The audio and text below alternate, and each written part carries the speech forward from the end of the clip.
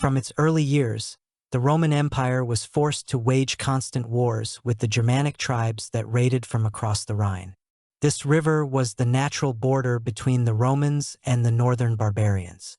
From time to time, the Romans had to make punitive campaigns over the Rhine to subdue the Germanic barbarians who were out of obedience with preventive strikes. In the 9th year, to stop the planned rebellion in the province of Germany, to the banks of the Rhine went to the commander Quintilius Var. He had to pacify the Germanic tribes that lived between the rivers Weser and Rhine, as well as to implement the recruitment of recruits from the tribes that recognized the power of Rome. Under the command of Varus, there were as many as 32,000 men. In summer, the army Quintilius Varus overcame the upper reaches of the rivers Lippe and Ems. Then it had to pass through the mountain range Osning. The terrain here was heavily swamped, covered with almost impassable forests and thickets, numerous ravines and streams. We had to move very slowly along barely visible forest paths or wade through thickets. During this forest march, Roman legions and were attacked by the Germans, led by the leader Arminius in the so-called Teutoburg forest. As soon as the Romans entered the rugged Teutoburg forest, a cold rain fell. It turned the already narrow and barely visible paths into mud, ravines into lakes, and streams into swamps. Var's army stretched for several kilometers, infantry mixed with cavalry and supplies. At the place Black Swamp, the Germans suddenly attacked the vanguard of the Roman column. Jumping out of the thicket with wild cries, throwing spears, they immediately pounced on the imperial soldiers. The total number of the Germanic army, led by Arminius, the supreme leader of the tribe Cherusci, is not known exactly, but it is likely that it was equal to the number of Romans and amounted to 30,000 people. The stretched Roman column was spontaneously attacked by the Germans in several other places. Legions could not adequately fight back because of the tightness of the formation and the narrowness of the free space from the forest. In some units there was confusion, as centuria and manipulas mixed on the march. Varus ordered the immediate erection of a camp, which the Romans eventually succeeded in doing due to their own cavalry forming a ring around the construction, and due to the Germans' lack of proper cooperation and archers. As soon as the fortified camp was erected, as all Roman forces hurried to take cover behind its walls, it became obvious that in a face-to-face battle, the mighty Germans outnumbered the imperial soldiers. Varus perfectly understood that the Germans gathered against him impressive forces. No recruitment in favor of the emperor was now out of the question. The legions had to make their way through the rebellious territories back, or move on to the winter quarters at Alazan. The Roman commander preferred the second option. The next morning, Quintilius Varus ordered to burn all the extra transport, built his forces into a marching column, and moved forward. The dense thicket was replaced by open space. At a slow pace, the legions approached the forested gorge of Dara. The gorge was a narrow chute bordered by rocks of flint and limestone. At its bottom was sand, swept by the wind into dunes, and a small brook, overgrown with heather bushes and in some places swampy. The road ran along the edges of the Dursky Gorge, which also had sandy deposits. A scouting party reported that the whole area was occupied by the Germans. Varus decided to make another camp, spend the night in it, and in the morning to break their way to Alazan. While the Romans built another fortification, the Germans took up positions at the edges of the gorge, making a roadblock on the road. As the sun rose, the legions began to move in battle order directly at the enemy. Sent around the cavalry led by the legate Val Nemonius was to throw the Germans, who were in the mountains on the edges of the gorge. Varus' fatal mistake was to try to clear the way not along the edges of the gorge, but along its bottom. The Germanic barrier at the entrance to the gorge was overturned by the Roman vanguard.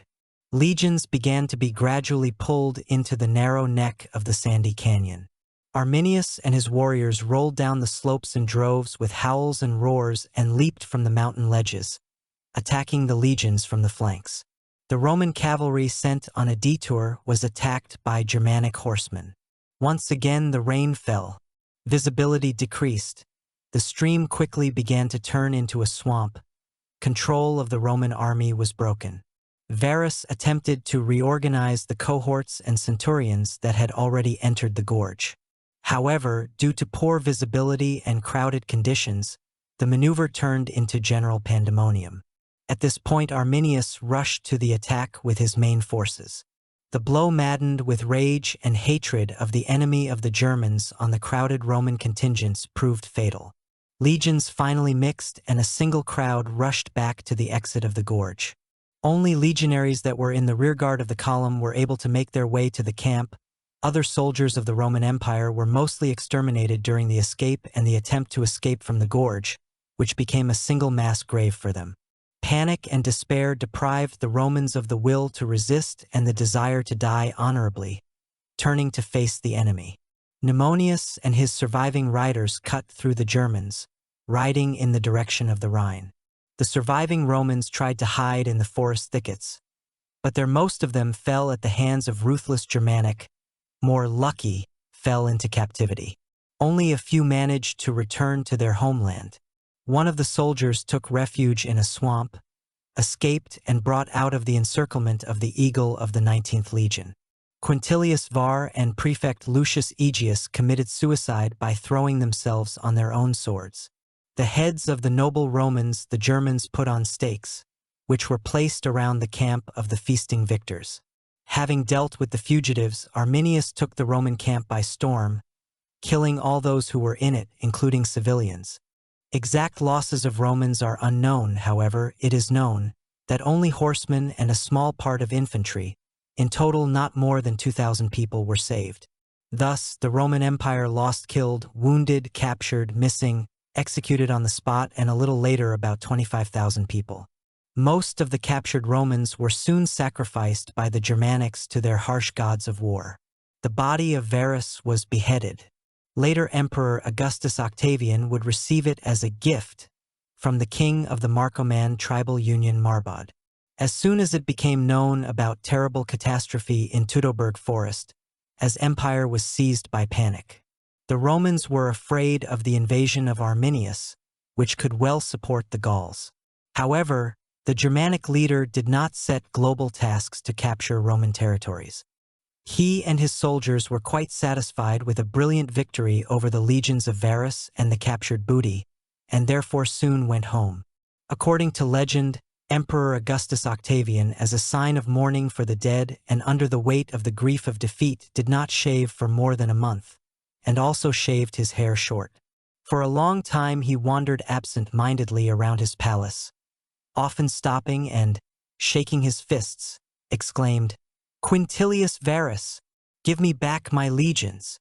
With this victory, Germany was freed from the power of the Roman Empire, and the tactics of simple barbarians since then became exemplary. It was used as an example of the ideal scheme of action against the enemy on the march. But after the victory, as it often happens at the peak of glory, the Cheruscas began to have disagreements with neighboring Germanic peoples. The Romans successfully, through diplomacy, helped fuel these conflicts. Eventually, after 10 years, the Romans were still able to defeat the Cheruscians. But to completely subdue the Germanic peoples they did not manage, and those played a big role in the fall of the Roman Empire. Well, the Cherusques existed as a separate people for another 300 years until they joined the community of the Saxons.